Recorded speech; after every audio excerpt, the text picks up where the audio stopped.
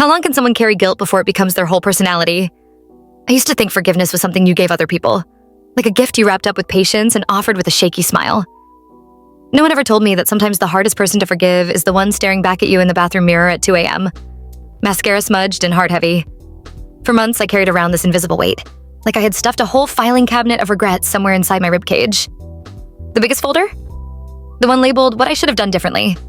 It sat right beside people I think I disappointed and moments I can't get back.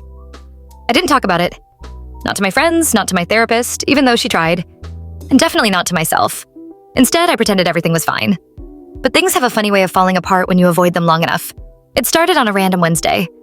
I was sitting in my car outside work, gripping the steering wheel so tightly my palms hurt. I had forgotten an important deadline, snapped at a coworker, and spilled coffee on my favorite cream-colored blouse. Normally, I would have just called it a bad day. But that morning, it felt like proof. Evidence that maybe everyone was right to expect less from me. That maybe I should expect less from me. I was 2 seconds away from driving home and crawling under my comforter when my phone buzzed. It was my younger sister, Zoe. "You alive?" she texted.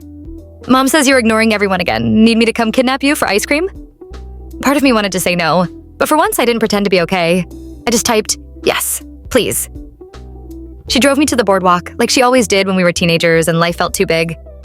We sat on a bench eating caramel-drizzled sundaes, watching families weave around us. It was one of those warm evenings where the air smells like salt, sunscreen, and popcorn.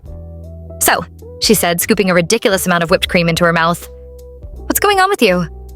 And because it was Zoe, who has never once let me hide behind a fake smile, I told her about the regrets, the failures, the ways I felt like I kept letting people down, the ways I kept letting myself down.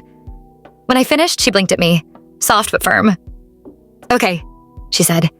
"And what are you going to do about it?" I frowned. "I don't know. Hate myself less?" "No," she said. "Forgive yourself. You already learned from it. You don't need the punishment anymore." Something about the way she said it, simple, matter-of-fact, hit me deeper than any motivational quote ever could. Forgive myself, like it was an action, a choice, not a reward I had to earn. That night, I sat on my bedroom floor, breathing slowly, and for the first time, I told myself, "You're allowed to move on," and I believed it. Forgiveness didn't instantly fix everything, but it loosened the weight inside my chest, just enough for me to finally breathe. And honestly, that's more than enough.